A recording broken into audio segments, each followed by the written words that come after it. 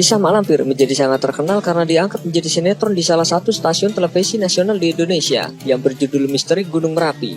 Kisahnya sama sekali berbeda dengan versi legenda, namun berkat sinetron tersebut, nama Mak Lampir kian dikenal masyarakat seluruh Indonesia, bukan hanya dari Jawa saja. Sosok Mak Lampir mempunyai nama asli Siti Lampir Maimunah.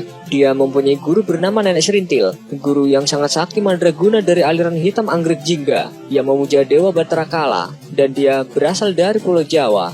Inilah cerita legenda sosok Mak Lampir menurut cerita yang beredar.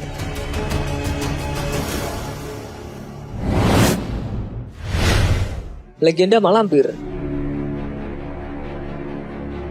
Banyak orang yang salah menduga jika Mak Lampir hanya melegenda di Gunung Merapi, Yogyakarta. Padahal legenda Mak Lampir sendiri adalah sebuah legenda atau cerita yang berasal dari Gunung Merapi di Kabupaten Agam, Bukit Tinggi, Sumatera Barat, dan kemudian diadaptasi di Jawa karena di sana ada Gunung Merapi.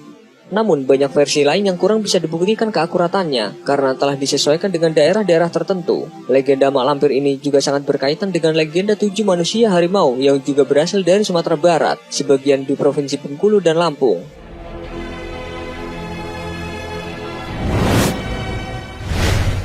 Masa muda Mak Lampir.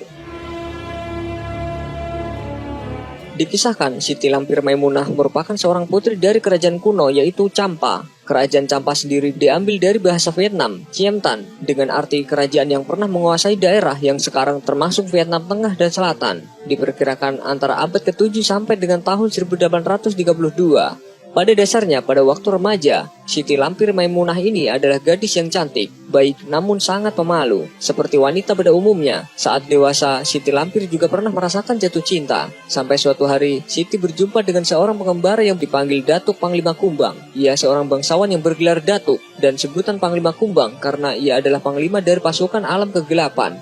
Saat itulah cinta pertama Siti jatuh pada seorang pemuda Datuk Panglima Kumbang, dan tidak ada yang tahu pasti siapa nama asli pemuda itu. Yang jelas, sang Datuk sebenarnya juga diam-diam suka terhadap Siti Lampir Maimunah, walaupun tanpa pengetahuan sang putri.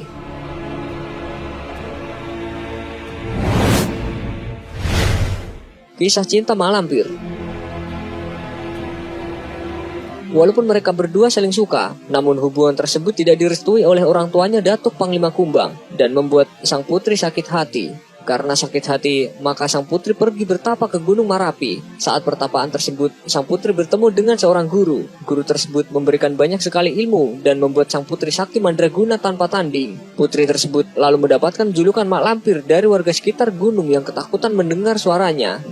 Di sisi lain, walau tidak mendapatkan restu dari orang tua Datuk Panglima Kumbang, tetapi Mak Lampir tetap saja terus mencari pujaan hatinya tersebut. Akan tetapi dia tidak pernah bertemu. Hingga pada suatu hari, Mak Lampir dan Datuk Panglima Kumbang akhirnya bertemu. Namun mereka bertemu dalam medan pertempuran, dan sayangnya Datuk Panglima Kumbang tewas dalam pertempuran tersebut. Mak Lampir menyesalkan kematiannya, terlebih ketika ia mengetahui jika Datuk Panglima Kumbang juga mencintainya. Tidak rela orang yang sangat ia cintai mati. Akhirnya Mak Lampir pun berusaha menghidupkan kembali dengan mengikat jiwa Datuk Panglima Kumbang di bumi.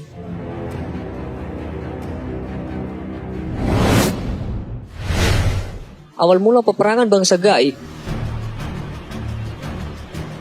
Kesaktian yang dimiliki oleh Mak Lampir berhasil membuat Datuk Panglima Kumbang hidup kembali. Namun ilmu yang digunakan membuat wujud Mak Lampir berubah menjadi buruk rupa dan sangat menyeramkan. Walau dengan wujud tersebut, Mak Lampir berharap Datuk Panglima Kumbang tetap menyadari cinta Mak Lampir dan menerimanya dengan tulus. Namun yang terjadi adalah sebaliknya. Pengorbanan yang dilakukan oleh Mak Lampir tidak dianggap oleh Datuk Panglima Kumbang. Pujaan hati Mak Lampir tersebut malah menganggap jika wanita yang telah menghidupkannya itu adalah sang peneror warga dengan wajah buruknya. Dan sejak saat itu, pertempuran gaib terus terjadi dan membuat banyak warga menjadi ketakutan dengan Mak Lampir.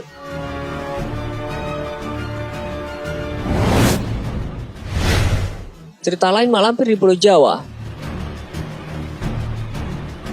Disebutkan dalam sebuah literatur lain, yaitu Mak Lampir yang sudah berumur ratusan tahun memilih pindah ke Pulau Jawa. Tujuan pindahnya wanita ini adalah untuk membuat ilmu yang dimilikinya semakin sempurna. Di Pulau Jawa, dia bersemayam di Gunung Merapi dan mendirikan sebuah kerajaan gaib yang sangat luas. Ia bersekutu dengan iblis untuk mewujudkan harapannya. Karena hal tersebut, Mak Lampir berhasil hidup hingga ratusan tahun dan menjadi siluman. Dia tidak bisa mati dan terus akan mengganggu manusia. Legenda Malampir memang sangat membahana, akan tetapi belum ada yang bisa membuktikannya. Banyak sekali cerita gaib yang mengisahkan tentang Malampir, tetapi sekali lagi itu hanya cerita dan belum bisa menjadi bukti nyata.